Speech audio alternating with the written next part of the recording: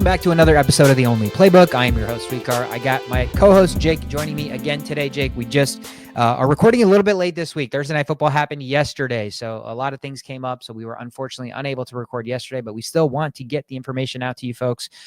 Same shit, Jake, this week. Anytime touchdown, start sits, boom bust, kicker, and defense. A lot of points scored last night, man, but it didn't feel like, it worked out to the best of its capabilities. What did you think about the game? Yeah, a lot of random players getting it was like Ryan Flournoy from the Cowboys getting a ton of catches. Pickens was pretty much irrelevant. CD was phenomenal when he played, but he just fortunately for me, I was playing in both leagues, so he was out most of the second half. Yep. Got concussed, was out. Amon-Ra St. Brown was a game-time decision, ended up playing and ended up producing. J-Mo had a big game. I really liked Isaac Tesla if Amon-Ra wasn't going to play, but he did play, and still Tesla got in the end zone and scored a touchdown. So definitely, and Gibbs, obviously Gibbs had a great day. So from a Lions perspective, everybody RB1. ate. Yeah, from a Lions perspective, Gibbs, Montgomery, the receivers, all ate. Goff, I think, ended up with like 16 or 17, so not his best, but also not terrible. But for the Cowboys, Dak was all right. Javonte had a good game because he got in the end zone. Lamb had a great game, but it was Pickens who was the biggest disappointment. Week in and week out, he's been absolutely feasting. He gets a game script where they're down. He gets a game where half the game Lamb is out, and he still can't produce. So just unfortunate to see last night. But we have to move on. We have plenty of games to talk about here, Jake. So let's kick it off with our anytime touchdown bets for week 14. 4 teams on bye, Jake. Panthers, your team. Patriots, Giants, and 49ers. So 4 teams on bye in week 14, which typically for most people is the last week before the playoffs. So very, very important week. And it's just terrible that they still do bye weeks this late into the season. But the first game we have on the board on Sunday is the Saints traveling to Tampa Bay to take on the Buccaneers. I'm going to take Bucky Irving. He looked really good last week. He was slowly easing into the game. And again, it looks like he's fully healthy. So I think his workload should just increase that much more this week. Saints, not the best defense. Bucky is minus 120 to find the end zone. Yeah, I like it. I'm going with Emeka Egbuka this week. So Mike Evans may be playing this week. I don't know if they've confirmed that he's in quite yet. Out. But he's out. He's out this week. Okay. So still going to be the primary receiver again for this week. He has struggled a little bit over the last couple of weeks. He's let T-Mac catch back up with him, pass him in total receiving yards. But I think we're going to see a good healthy dose start to come back his way here over this game, especially against the terrible Saints defense. Yep, I like it. Divisional matchup, Steelers traveling to Baltimore to take on the Ravens. Give me the Ravens tight end that they just extended for 3 more years.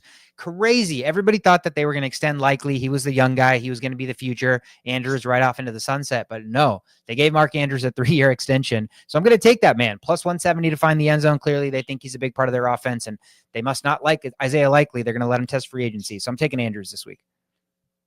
Yeah, it'd be really interesting to see where Isaiah Likely ends up. I think he could really produce on a team if he finds the right fit.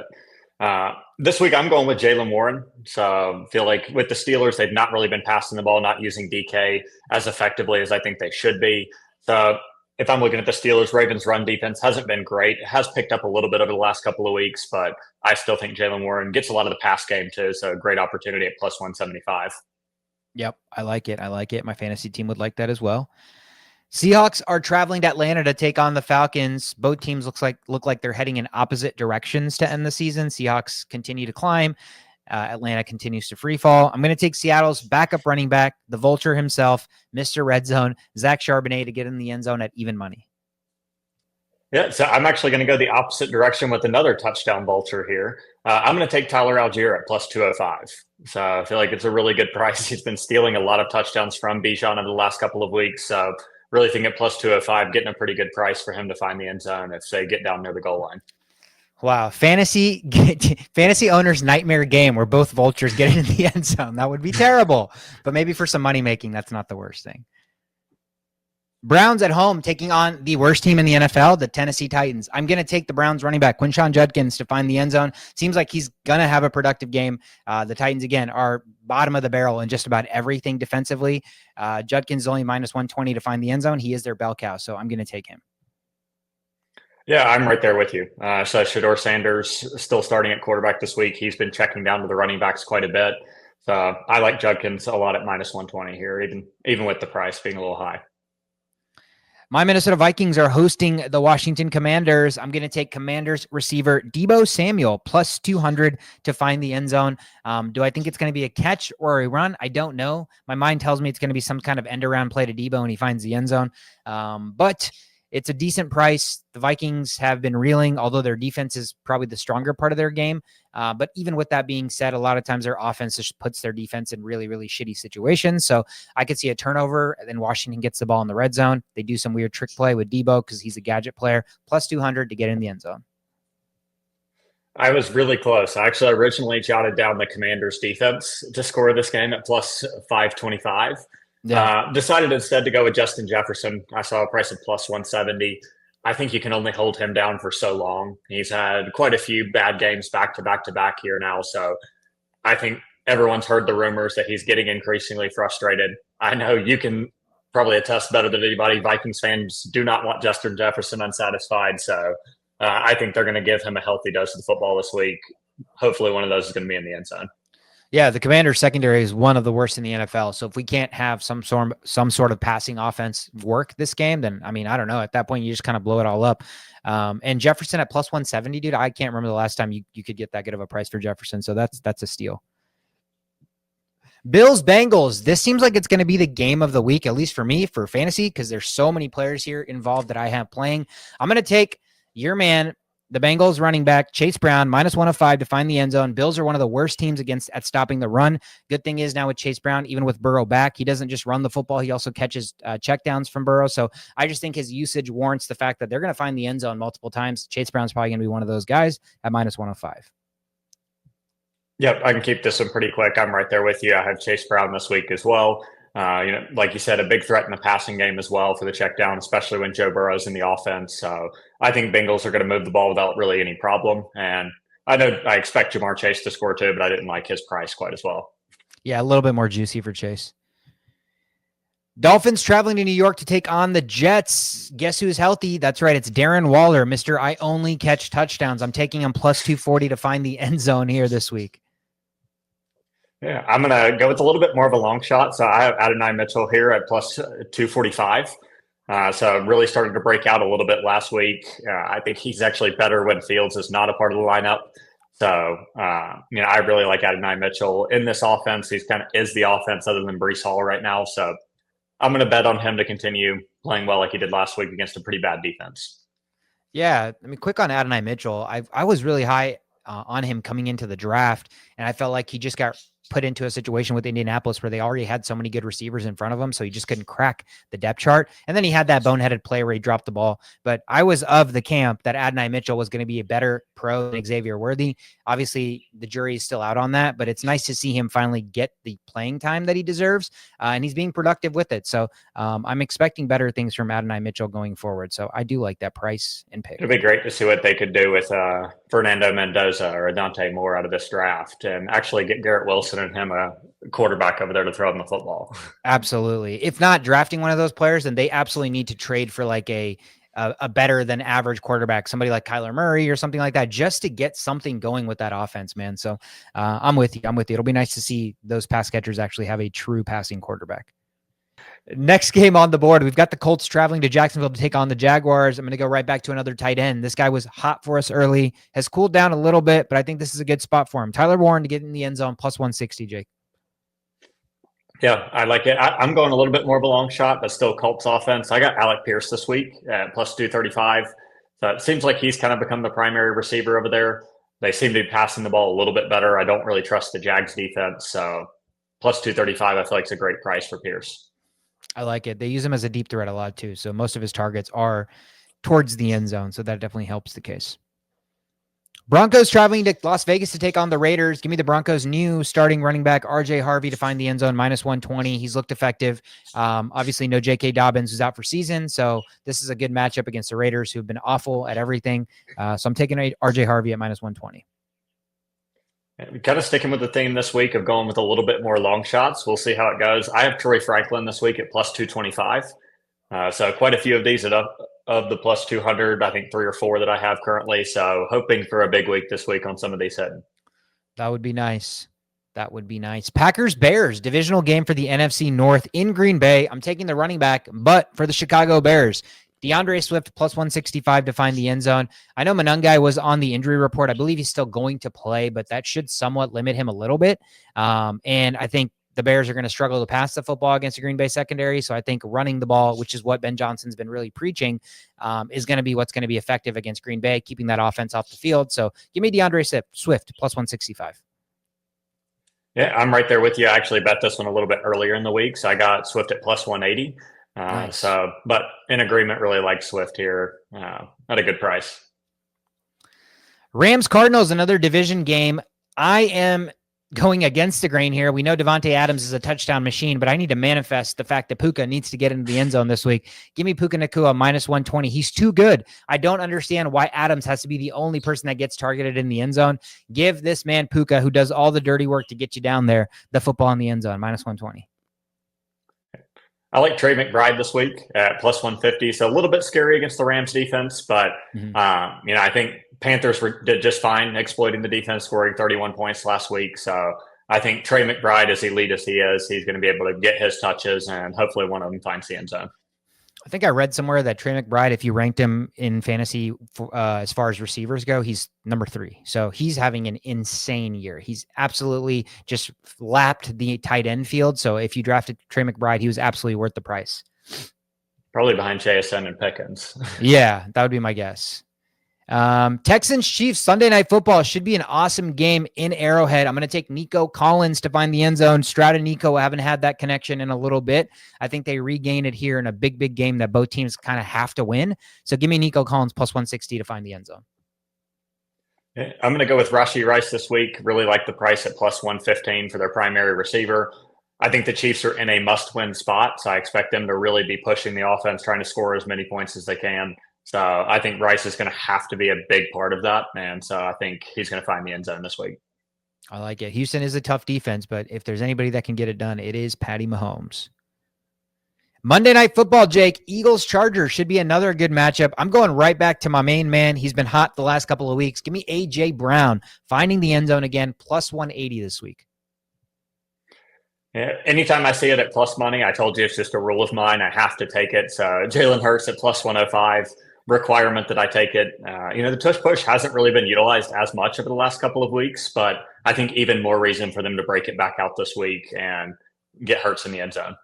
Yeah, they just haven't even had like goal to go situations as much these past couple of weeks. So it's just been kind of a stagnant offense. And the only thing that has been working is throwing the ball down the field to A.J. Brown and even Devontae Smith. So we shall see. But that is it for our anytime touchdown bets, Jake. Let's move on to our start sits. We only have a couple this week. The first one on the board, ironically, one of the players in this matchup already played last night. Alec Pierce at Jacksonville, or would you start Isaac Tesla versus Dallas? Even before that game yesterday happened, had we known Amon-Ra St. Brown was playing, which he in fact did end up playing, I would have absolutely leaned Alec Pierce's way. Jags secondary is not the best. Again, we've already talked about Alec Pierce. He's the deep threat, and he seems to somehow kind of carve himself out a role to kind of be pressing for that number one receiver on that team. Tesla is a great story. I think he's actually going to have a good career, but right now he's behind J-Mo and Amon-Ra St. Brown in the depth chart. So naturally I would have gone with Pierce, but Tesla did get into the end zone. So if you were desperate and you started him last night, 2 for 20, not the best, but finding the end zone saves your fantasy day for a, spot start there.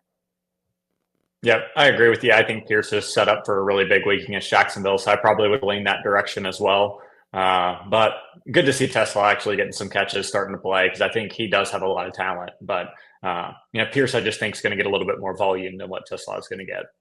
Yep. Tight end question here, Jake. Kyle Pitts is taking on the Seattle Seahawks. They're without Drake London again, might I add. Or would you take Darren Waller at the New York Jets? This one's close for me. I probably lean a little bit more towards Darren Waller just because he's been so consistently finding the end zone in every game that he plays. But with London being out, I think Kyle Pitts is going to be maybe the primary target in the offense outside of Bijan.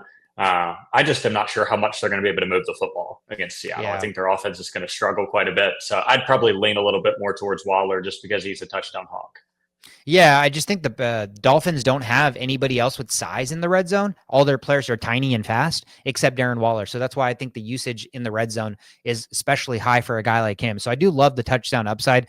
But what you said rings true as well.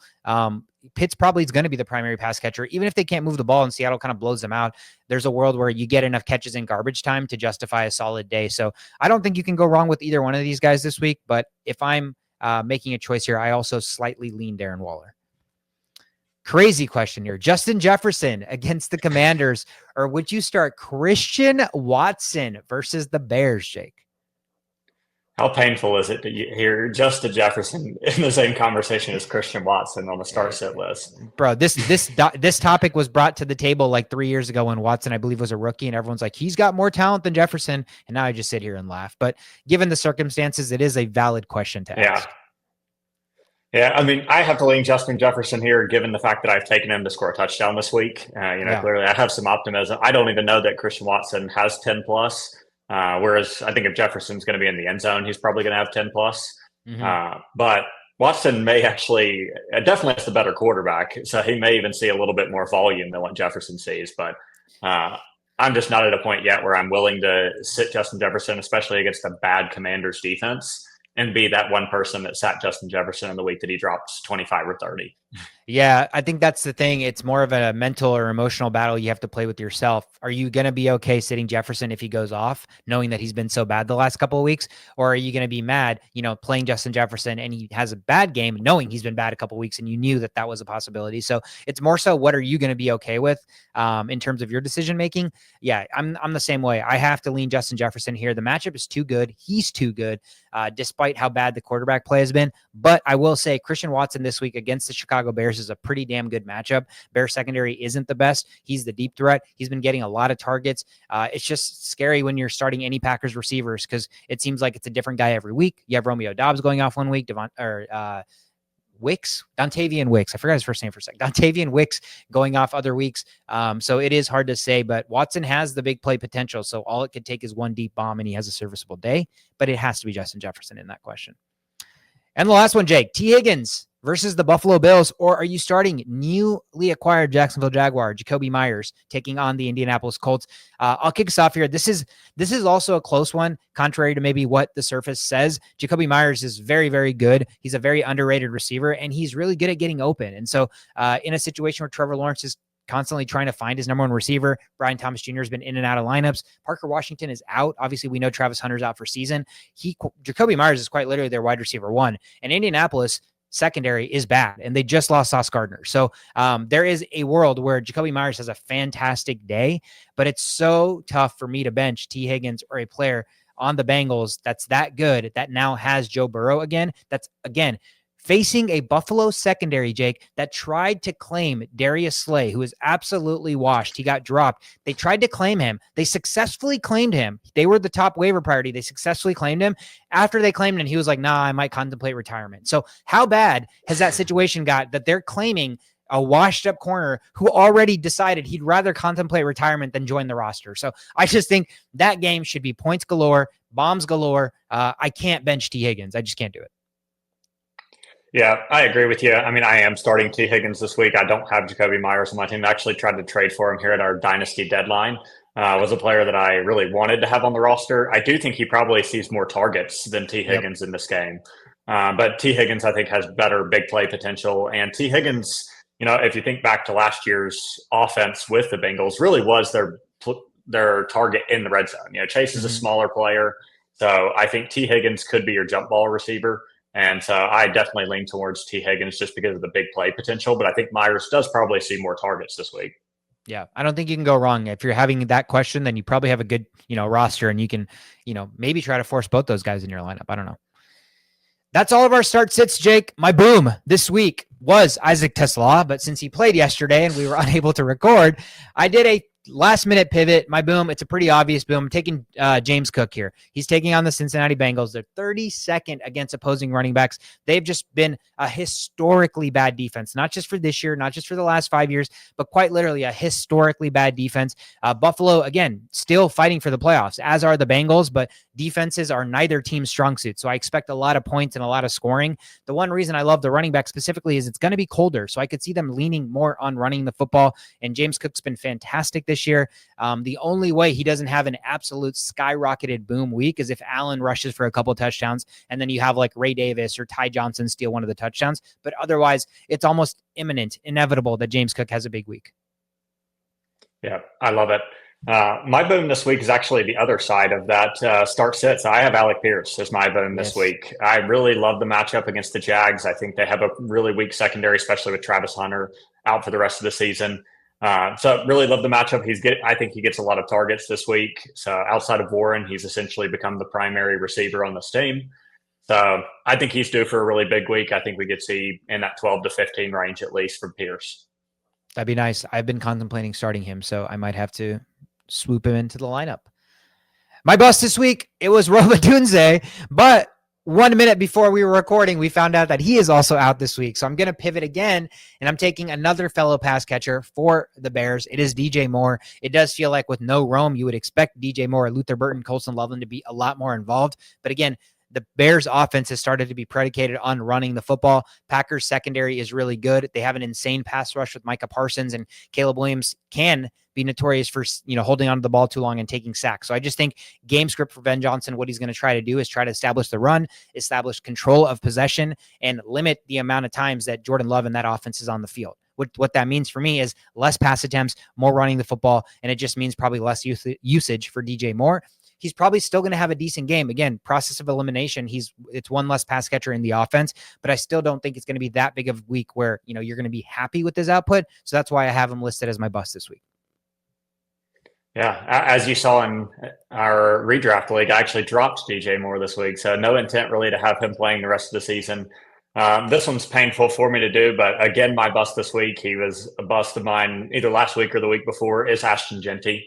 So I just really think he's going against a great defense. It's going to be an extremely tough matchup for him. He's projected to have 12.5, 13 points, depending if you're half PPR or PPR.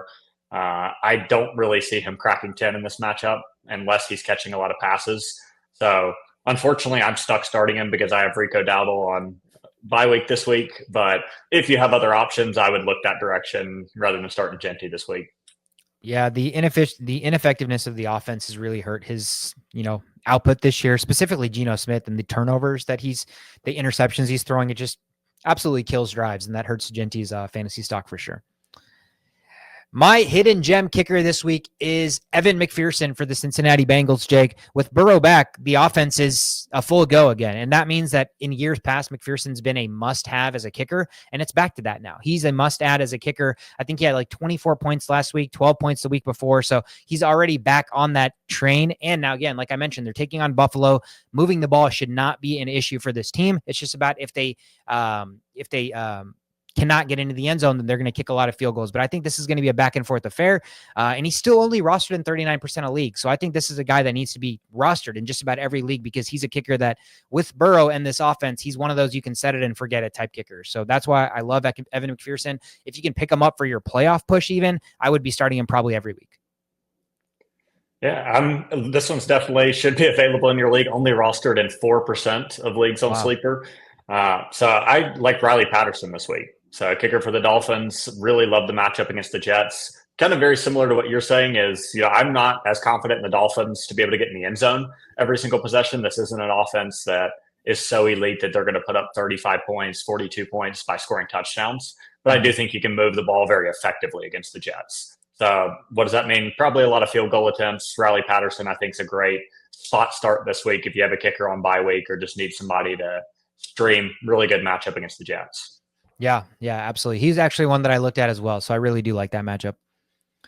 My hidden gem defense, Jake, is the Tampa Bay Buccaneers defense. They aren't the best defense in the NFL. I think they've been middle of the pack in terms of fantasy. I think they're 15th, but they have a really, really soft schedule, and it's not just for this week. This week they take on the Saints.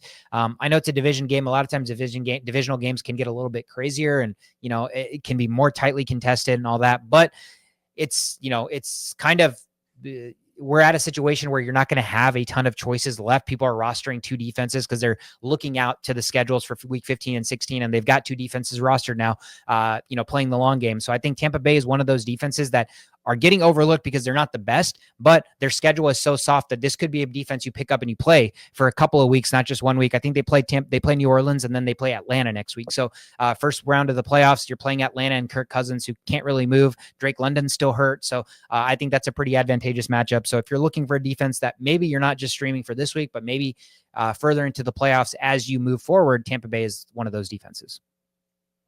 Yeah, not to mention they get Carolina in week 16. So that can be hit or miss. I mean, Bryce Young has turned the ball over more than I would like this year. So Tampa could be a really good long-term defense until you get to the finals. I don't know who they play week 17, but I'm actually going right back to the Dolphins again this week for my defense.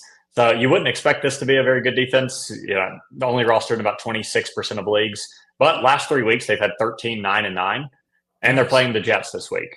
So I think that you could easily see another double-digit performance out of the Dolphins defense. Probably not one that I'm holding on to. I think they still have New England left on the schedule, a few other tough games, but could be a great one to pick up and just stream this week against the Jets, where Jets could definitely turn the ball over a couple of times this week as well. Yeah, absolutely. I think Dolphins have been doing a really good job, and their pass rush has always been pretty good.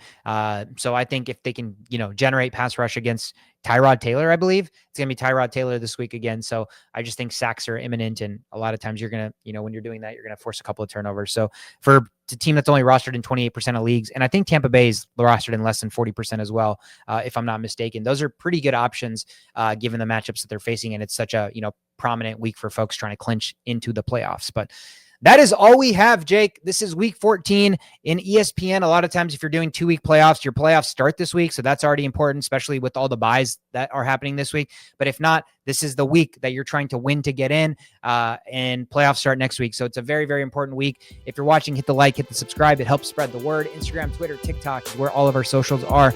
Good luck this week. Let's all make the playoffs. Let's have a fantastic end to the year. Let's win some bets, man. Let's make some money, Jake. I'm Sweetcar. Again, that is Jake, my good friend and co-host. Thank you guys so much for tuning in. Have a fantastic week.